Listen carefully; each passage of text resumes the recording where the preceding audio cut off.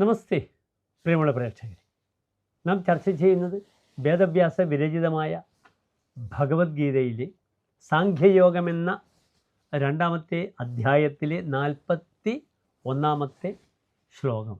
എൻ്റെ പ്രിയപ്പെട്ട പ്രേക്ഷകർ, ആദ്യം ശ്ലോകം ശ്രദ്ധിക്കുക. വ്യാവസായാത്മികാ ബുദ്ധി ഏകേഹ ഗുരുനന്ദന ബഹുശാഖ ഹ്യനന്താശ്ച ബുദ്ധയോ വ്യവസായിനാം.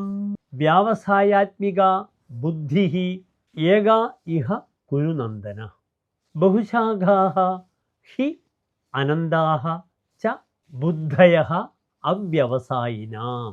ഇനി ഈ ശ്ലോകത്തിൻ്റെ അന്വയമാണ് നാം ചർച്ച ചെയ്യുന്നത്. ശ്രദ്ധിക്കുക. ഭോ കുരുനന്ദന ഇഹ വ്യാവസായാത്മിക ബുദ്ധി ഏക ഹി അവ്യവസായിനാം ബുദ്ധയഃ ബഹുശാഖാഃ അനന്താഃ ച.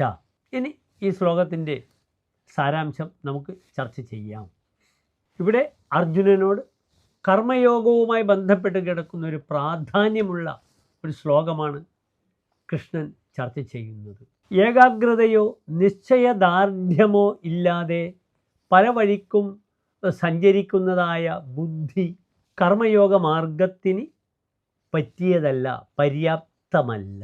ഏകലക്ഷ്യത്തെ മാത്രം മുൻനിർത്തി ഏകാഗ്രതയോടുകൂടി പ്രവർത്തിക്കുന്ന വ്യക്തിക്ക് മാത്രമേ കർമ്മയോഗത്തിൽ നിശ്ചയദാർഢ്യമുള്ള ഒരേ ഒരു ബുദ്ധി മാത്രമേ ഉള്ളൂ എന്ന് സാരം. നമസ്തേ.